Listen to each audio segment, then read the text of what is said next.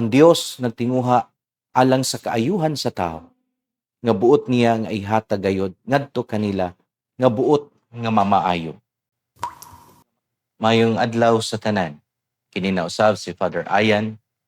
Duyo kita diya sa atong palandong, atong pamalandong sa pulong sa Dios. Sa Ebanghelyo karong adlaw, si Jesus miadto sa Jerusalem. Diin siya miapil, misalmot sa usa ka pangilin didto sa Jerusalem. Sa iyang pagsulod sa Jerusalem, gidala siya ngadto sa pultahan naginganlan og ganghaan sa mga karnero. Sa Hebreo gitawag kini og Bitsata. Og didto adunay mga masakiton, mga bakol, mga buta nga naghigda. Ug niadtong maong dapita, nakahibalag niya ang usa ka tawo na sulod sa 3 ug 8 ka tuig nagmasakiton. Iyang giduol ang maong tawo ug nangutana siya, "Buot ka ba nga mamaayo?" Ug miingon ang tawo ngadto kaniya, "Sir, walay mag-aswat kanako padulong sa linaw."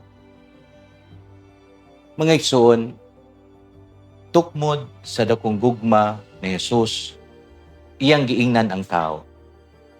"Lakaw, barog, kuhaa ang imong gihigdaan." O gituman o gibuhat kini sa maong tao.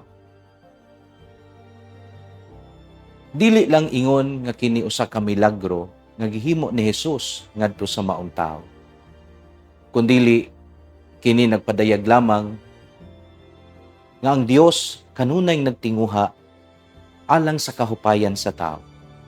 Ang Dios nagtinguha alang sa kaayuhan sa tao, nga buot niya nga ihatag gayod ngadto kanila nga buot nga mamaayo, buot nga makabaton, buot nga makaangkon ni ining maong kahupayan diha sa ilang tagsatag sa kakinabuhi. Mausab kini ang imbitasyon sa Dios alang diha sa matag usa nato. Din kita sa atong tagsatag sa kaugalingon gidapit sa Dios sa pagpakita sa atong tinguha sa pagbaton og kahupayan, kaayuhan diha sa atong tagsatag sa kakinabuhi. Ang ato lamang mao nga mosangpit kita sa Dios. Mosangpit kita diha sa atong pag-ampo. Mosangpit kita diha timaan sa atong dako nga pagsalig ngadto gayud kaniya. Ug sayod kita nga dili gayud kita pakyason sa Ginoo bisan pa man gani o kita sa atong kaugalingon dili gayud takos. Adlaw pagani kadto nga igpapahulay.